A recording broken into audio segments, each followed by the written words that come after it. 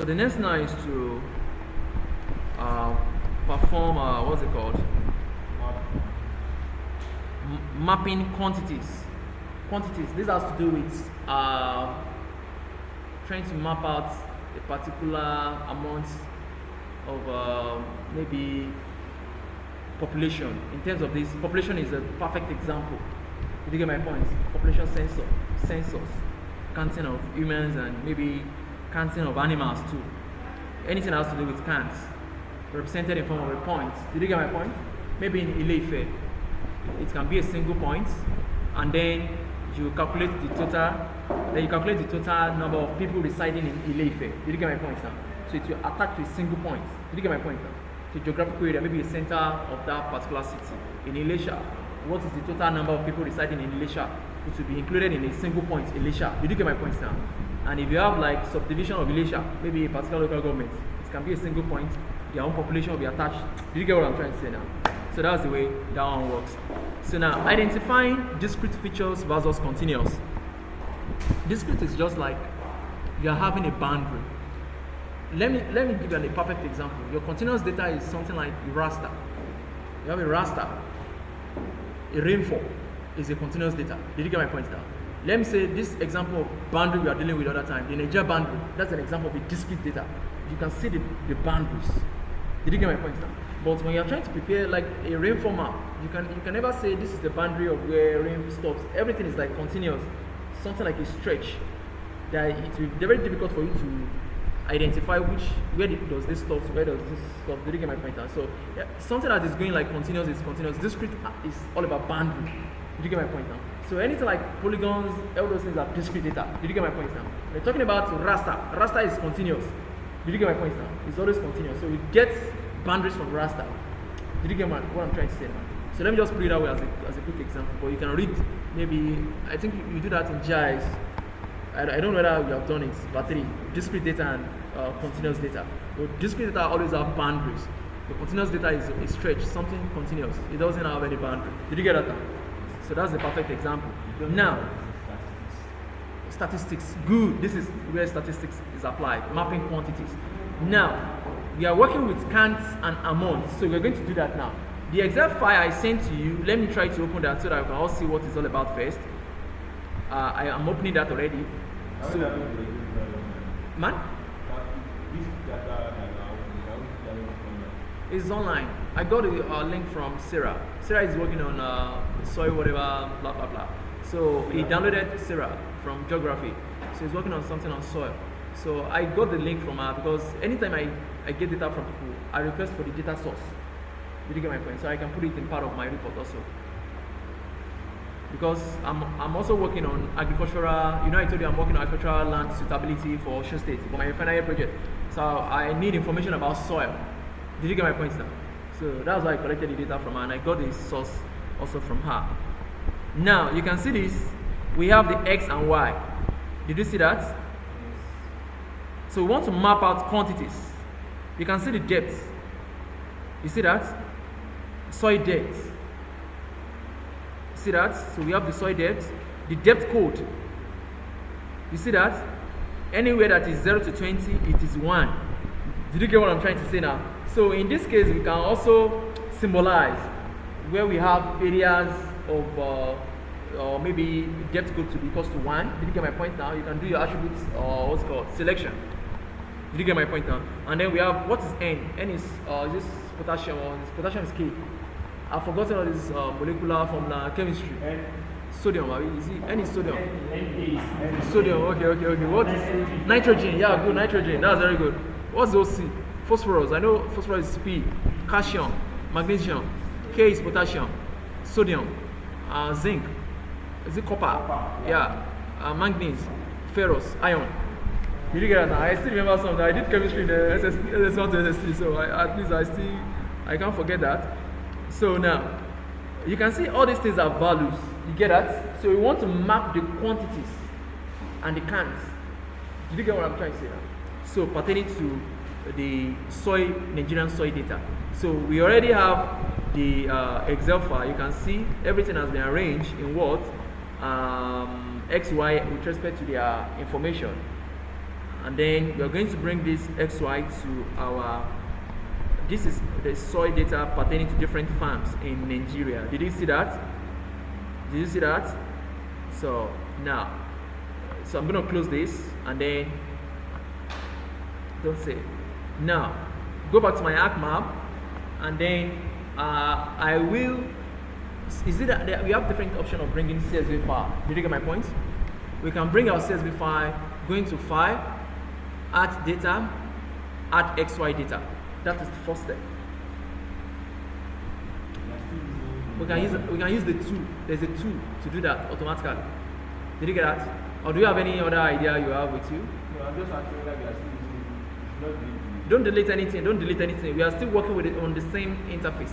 See, what matters in GIS is to understand the concept, not saving a lot of documents. Did you get it? So you need to understand what you are doing. Did you get my point now? So we already have the Nigeria, and the data we are bringing is still Nigeria. It's the soil data for Nigeria. So we don't need to. Did you get my point? We don't need to close the Nigeria data we are working with. I didn't even save it, but you can save it on your own side because I already know what I'm just using this to pass information across. So it's not something as that. So you can use that as being the first step. Go to your file, add data, add XY data. Now, adding XY data, it will ask you to navigate to where you have the CSV. You see that? Where you save the CSV I sent to the group. So you click on that, and then you add. So once you add, you can see automatically it recognizes the X field and it recognizes the Y field. Did you see that? And the coordinate system is recognized automatically. But in case you are working with a new Arcmap, you won't have all these things automated. So you'll be the one to define the coordinate system. You get my point? Pertaining to that particular the Excel.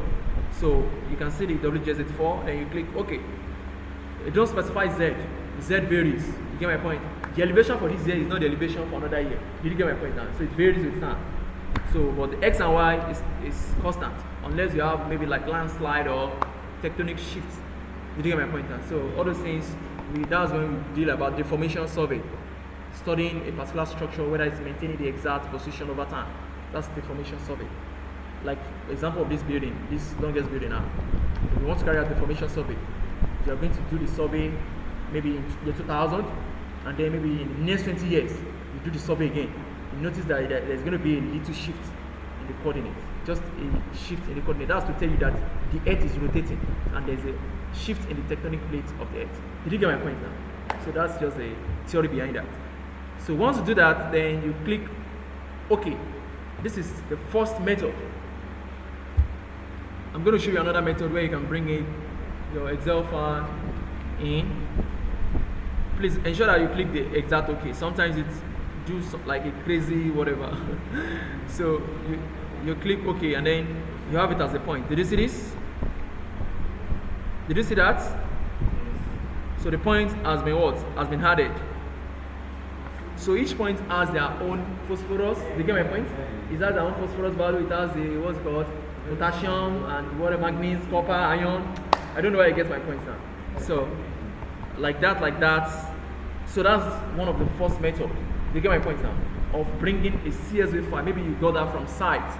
You know, from your total station, you can get CSV from your total station, or maybe from your ground survey, and you compile it in your Excel software, arrange everything, save it as command separated value, and then you can bring it in your Arcmap. So another method is using the system customized tools. Go to your catalog. The system toolbox. Normally I don't disturb myself searching or stress myself. I will just search straight away. You get my point? I'll just search for that tool straight away. So make XY. Make XY. SY. X for xylophone.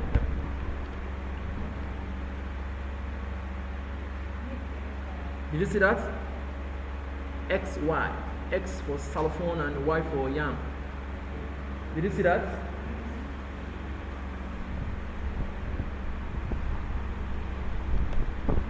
Can you see that?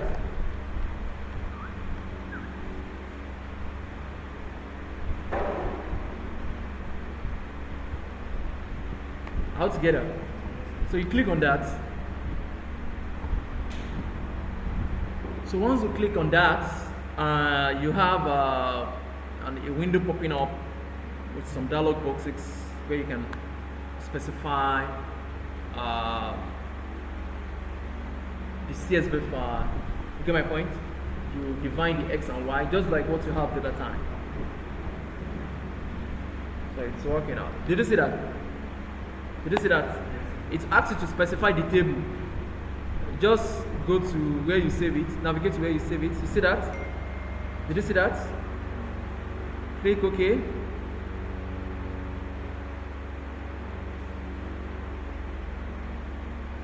I don't know how you get that. It's just the same thing. It depends on which one you're making use of.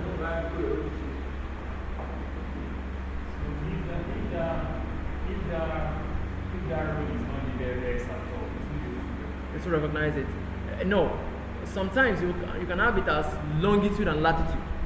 You are the one to know that your X corresponds to what? Longitude. Your Y corresponds to what? Latitude. Sometimes you can have it as easting and northings. Your X corresponds to what? Easting. Your Y corresponds to what? Northings. Did you get that? So depending on, you see that everything is automatically, and then the special reference is detected automatically. You see that? So in case it's not detected automatically, you can just try to define it using this icon. Did you get that now? That and icon. So you are together. So now you click OK.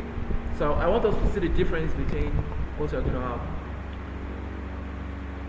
So we have different methods of bringing that in.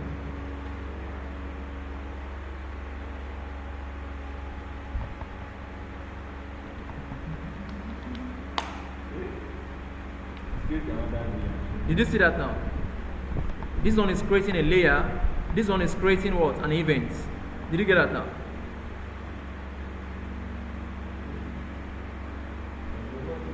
Did you see that? When you open the attribute table, you have the information you have in your Excel. Did you remember that? The information you have in Excel, that's what you're going to have. Now, somebody is telling, surprise now, that I want you to find where the potassium is maybe 60 something point something.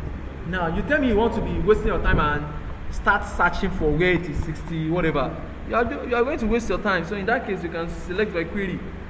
I don't know why I get what I'm trying to say now. So all those things are just very simple. Just understand this is what is this, and you're good to go. Now, those are the two methods you can use to add your what's it called? These ones are create events. The create events, you can right click and export to your shapefile. You get my points?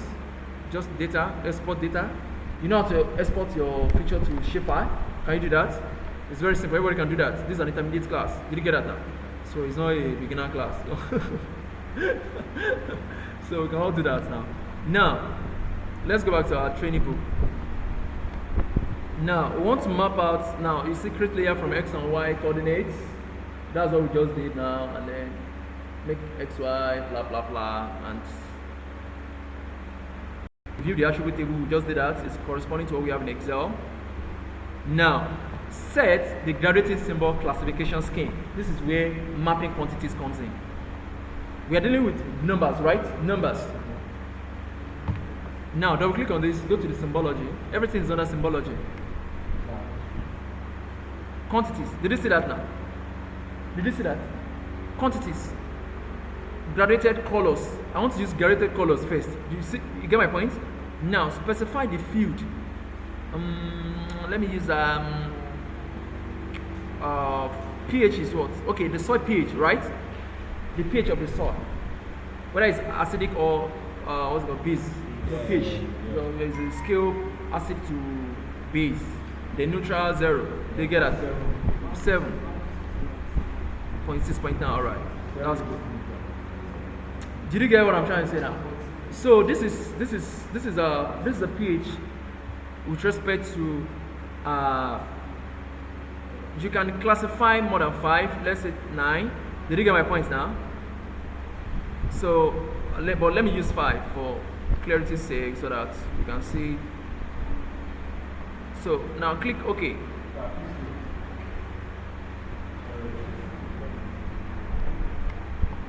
So we just symbolize this with respect to what? With respect to what? pH. Have you sent the data there? So let's come here and zoom this to layer. If you check your state, you can see that. I'll try to bring my legend sideways. You can see that. You can see that. Serve table moving part 1. What's your audio? Sorry. Okay. After today's quantities, Graduated colors. Click on that. The value will be any pH. Make your value to be pH. Did you get that? I get value. pH. But pH is not there. pH is there. P, small p, capital H. Have you seen it? After the quantities. Values is what? See, let me repeat what I did. Check what I did. Double click on this. Go to the symbology. Quantity, graduated color. Are you with me? Graduated colors. Are you with me? Now, select this value. You have all this information. Did you get that now? So you click on the pH and then you click OK. Did you see that now? Did you see that? So you can see all those colors. You see that?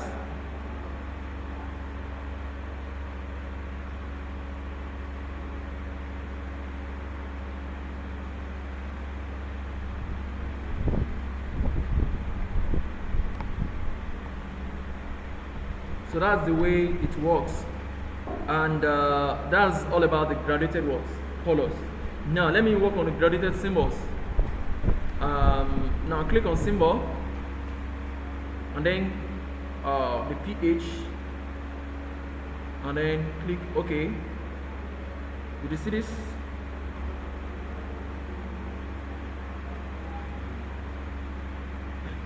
Where we have big circles. Did you get that? It's clustered there. Which one choice? Graduated symbols. Did you see that? You didn't get that?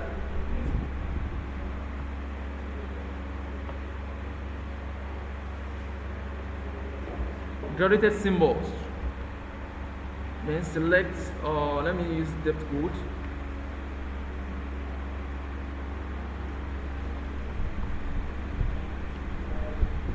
Did you get what I'm trying to do here?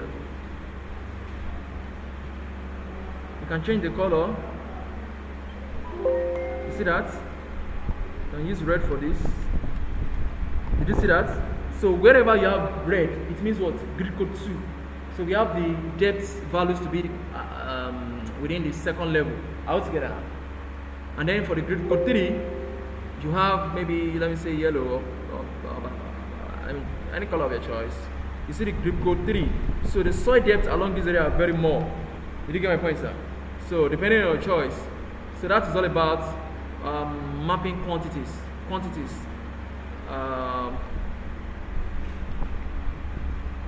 Normalize. Let me see. Normalization is just like something ratio to another ratio. Maybe you have, I don't know how I can put this. When you say something, you're normalizing something. Just like you're putting it to a particular scale. Did you get my point? You're scaling it. Maybe you're scaling it with respect to 1:5. You have soil depth. You now say that from 10 to 20, it should be scaled with real 1. Did you get my point? That's normalization. So you need to get a fit for that. Example of that is in this table. Let me use that. We have soil. I think I saw it the other time. Let me check the attribute table of the soil first. You have normalization is when you have now good. This is an example of normalization. You see the depth is what? 0 to 20, right? Yes. That's the depth. Now the depth code is what? Is the normalization. You can see that all these things are normalizing to how many? Normalizing to 2, 1 and 2. You get that? So normalization is there already.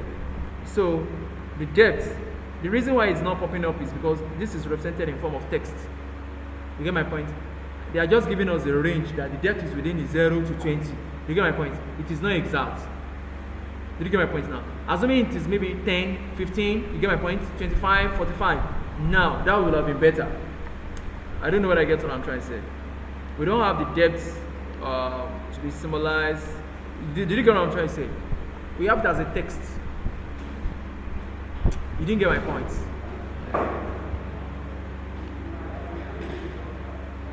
So let me just put on and normalize with depth code. Did you get my point? It's going to rescale it based on what you have under your what's it called? Depth code. Did you get that? With the class, yeah, just like normalization. When you normalize, you are rescaling a lot of things to follow a particular pattern. Maybe you have a lot of values. You're now rescaling that. Whatever you have 0 to 20, scale it as what? 1. Anywhere from 20, 21 to 50, scale it as 2. So that is normalization. Did you get my point now? So that's it. So that's all about that one. So what's there again? You can see that you can change the symbol size depending on your choice. It's too overlapping. Do you get what I'm trying to say? Now, okay, I don't know whether the Nigeria, the state boundary has the population data. Let me check the attribute table. I don't know whether this has population. Chap. Okay, let's assume my shape length is the population for each state. Did you get my point? Did you get my point now? I'm assuming, like let's say I have a population for each state in Nigeria. I can also quantify that. Just double click on that and then go to the quantities. Did you get my point? Did you get my point? Now, if you click on graduated colors and then check the feed, I assume that my shape length is the what? The population. Did you recall my point? Now, click on the shape length. You can see apply and click OK. From the, where do you get the shapefile from? I sent the shapefile altogether now. It should. It's just, is that more Excel? No. Surprise, I don't understand the shapefile now. The shapefile for the Nigerian data. The meaning so what the meaning? Nigerian. Not the points. We are done with the point already. Did you get my point now? So you can apply for the same thing for the same point and the same for the polygon. Did you get my point? It's the same thing, but the concepts are quite different when you talk about the attributes. The attribute for that point is your population and everything. You can also have the population with respect to a polygon also. Maybe in a particular state, this is the total population they have. I just use an example of shape length. Let's assume that, okay, for Abia State now, let's assume that the population is 4.5 million. Did you get my point now? Did you get what I'm trying to say now? So if you have the correct information, you can populate your attribute table with the correct values, and then you can now map out with respect to the graduated colors. Did you get my point now? So the graduated colors will tell us where we have the least population, which is what? Blue. Did you get my point now? Where we have the moderate population, where is the yellow, and where we have the highest population, where is what? Red. So it's just like that, and then you can see I'm just using it as a sample. This is not the exact and correct population data. So we can see that those red area are the one with the population. So you can present a population map of Nigeria if you have the exact population value for each state. Did you get that now? So you can do that, and then it will be good. There's no difference. This is my own now. Your own is black. This is my mouse. There's no difference there. Okay. Your own doesn't bring light. Okay, it doesn't mean the mouse is. It's not a dry. Okay, all right. It's a dry one. It's not the dual one. Yeah, exactly. So now, that is all about symbolizing with respect to states. Now let's see graduating symbol.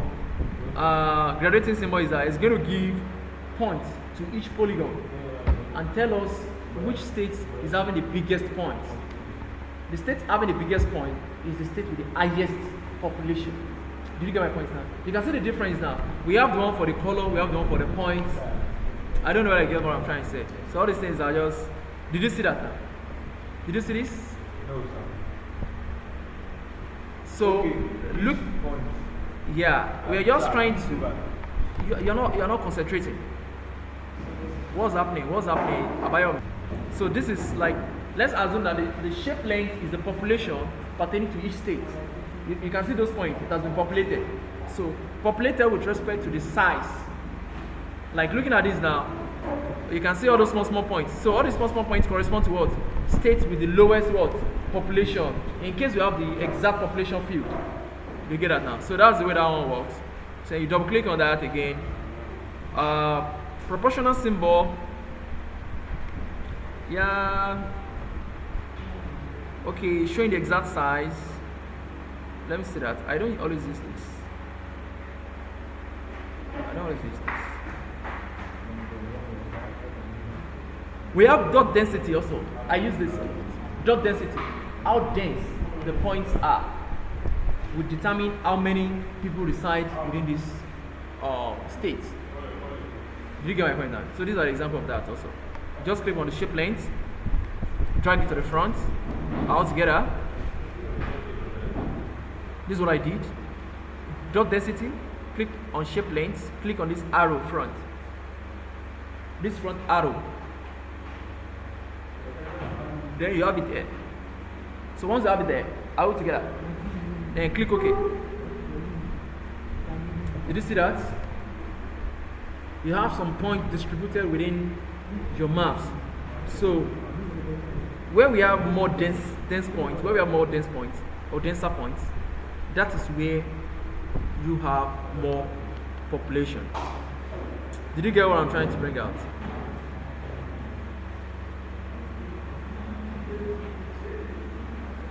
So the denser the points, the higher the number.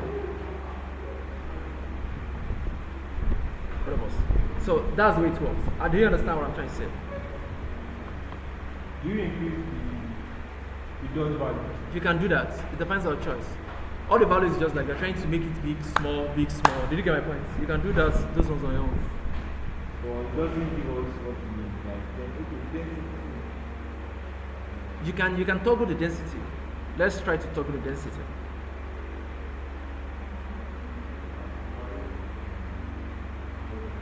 Did you see that?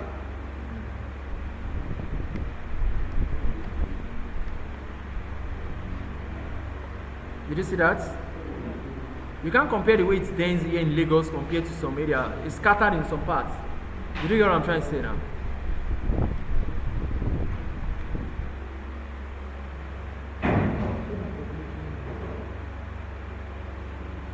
But all these things just, it has their own specialization, like where we apply them. Did you get my point? But I'm just trying to let you understand what dots is all about, what proportion symbols and graduated symbols, graduated colors is all about. You can also use multiple charts. Multiple charts in the sense that we are trying to compare two attributes. Oh, sorry, we are trying to compare two fields.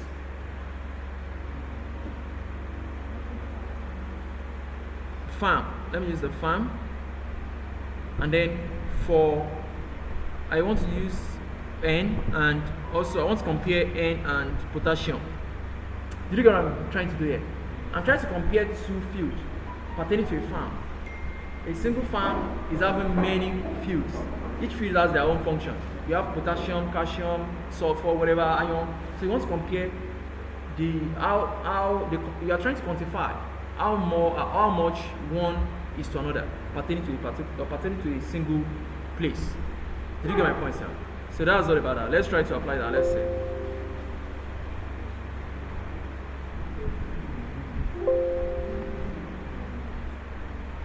It's more than 500 by categories. Say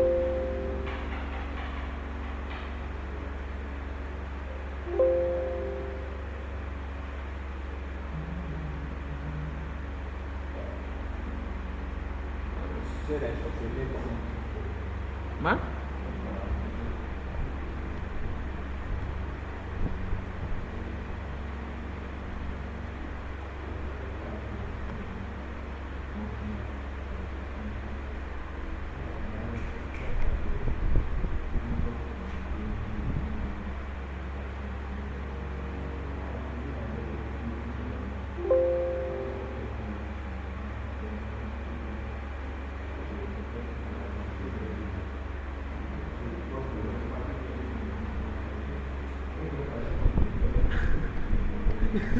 This guy, you know, you have trust issue. Are you feeling this your own here? I don't understand. Because when you are looking at it, I'm using my mouse. Oh. This is my mouse, you can check it very well. Oh. You can check it very well. You are free to check. Oh. Okay, the lights. It doesn't mean anything now. It's to function. That one is also better than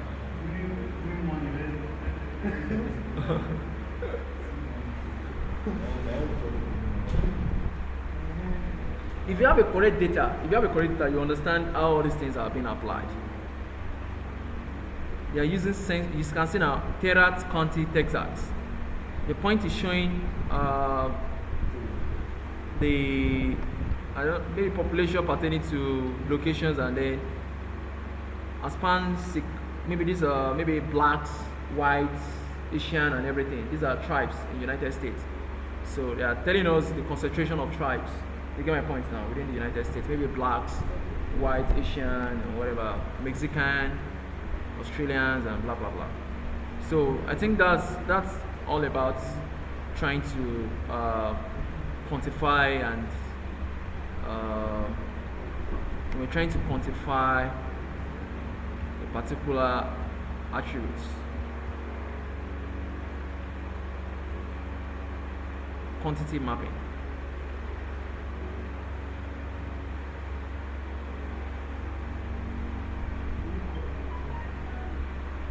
So let's deal with the last one, choosing classes. Let me just try to stop it.